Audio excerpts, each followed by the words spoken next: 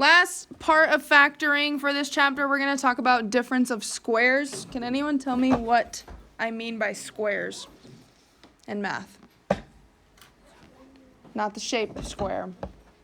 Where else do you hear? The power, right? So we're going to talk about square as the power and square roots. Okay, they go hand in hand, and that's how we're going to factor today using those. Okay, so here's a squared minus b squared. Okay, when you factor these, this is the general form you're going to follow. Okay, what is the square root of a squared if I took that? What's the square root of a squared? What times what gives me a squared? Let's back up. Square root of 4. What's that? How'd you get 2? 2 times 2. Okay, remember, same number. So what times what that's the same gives me a squared? A, right? Square root of a is a. And then we're going to do plus square root of b squared. B, right? So we have a plus b, and then you need its pair, a minus b. Okay, a plus b, a minus b. So the difference of squares, it's subtraction, so we know that our two signs have to be opposite, but our squares are the same. Okay, if I FOILed it back, a times a is a squared. A times negative b, negative ab. B times a, yep, ba or ab. And then I have b times negative b, negative b squared. What happens when I simplify? We would simplify these by combining like terms, but what happens? They cancel, so we're left with a squared minus b squared, which is what we started with at the beginning. Okay, so the difference of squares, you just have to know the square root of it. Okay, there's no actual factoring happening. You're just finding the square root of that number. Okay, let's look at a more specific problem. Okay, c squared minus 81. Are both of those perfect squares? What I mean by that, can you take the square root of both of those?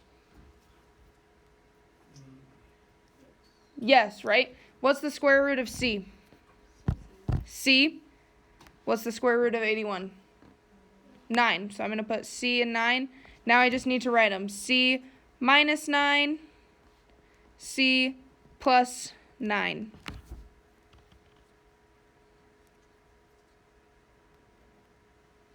Okay, you try the next one. Just get an idea. Take the square root of both of them and then put them in factored form. So again, we're taking the square root. What's the square root of 64? 8. What's the square root of x squared? X squared. X. And then what's the square root of y squared? Y. Does everyone agree so far? Okay, what do we do with those? Yep, subtract and add them. 8x minus y, 8x plus y. In both of these examples, why did I put c and 8x first?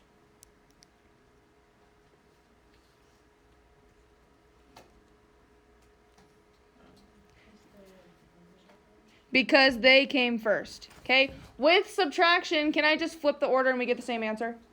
No. So we have to write them in the same order that they started with. Okay? Questions so far with difference of squares?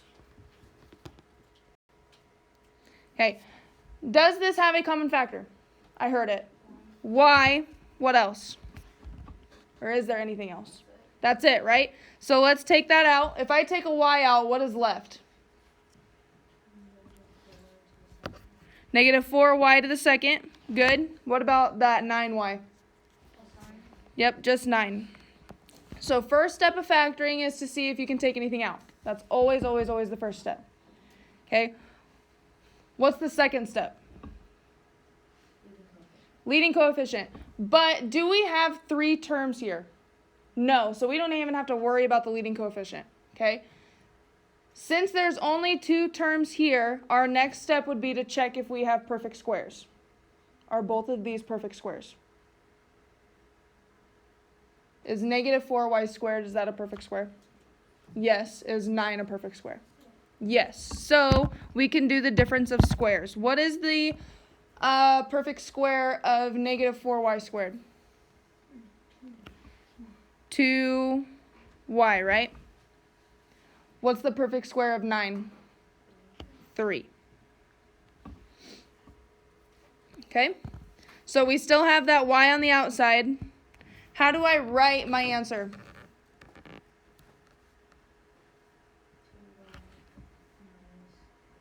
Two y minus 3 and 2y plus 3. What do I have to be careful with?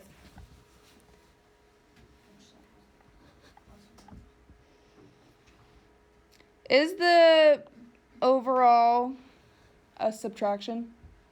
No. Okay. So we have to be careful.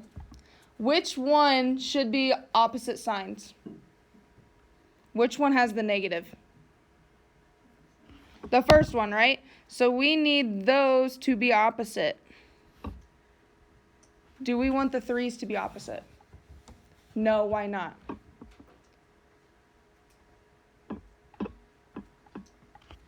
If I took negative 3 times positive 3, do I get positive 9?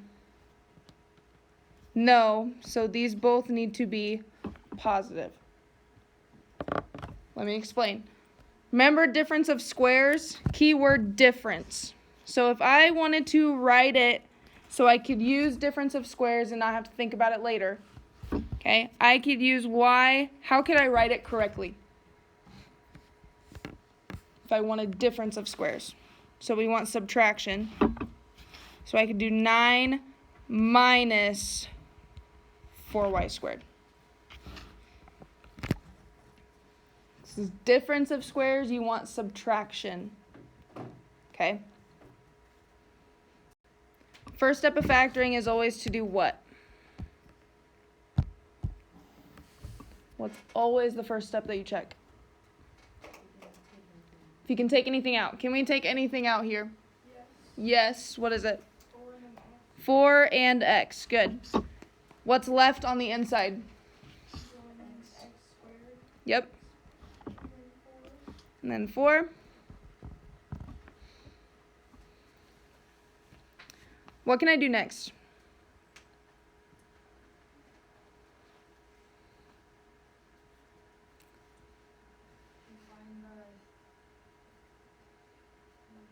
Find the perfect squares. What do you notice about this one, though? Remember difference of squares? Oh, it's addition. It's addition, right? If it's addition, you cannot do anything. That's your final answer if it's addition. You cannot do anything else. Okay?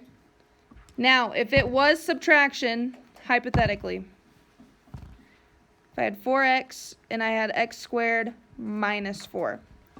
Now, what can I do?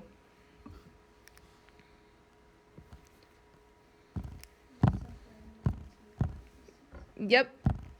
What is the perfect square of x squared? What's the square root of x squared? X, what's the square root of 4? 2. How would I write my final answer? Yep, I still have 4x.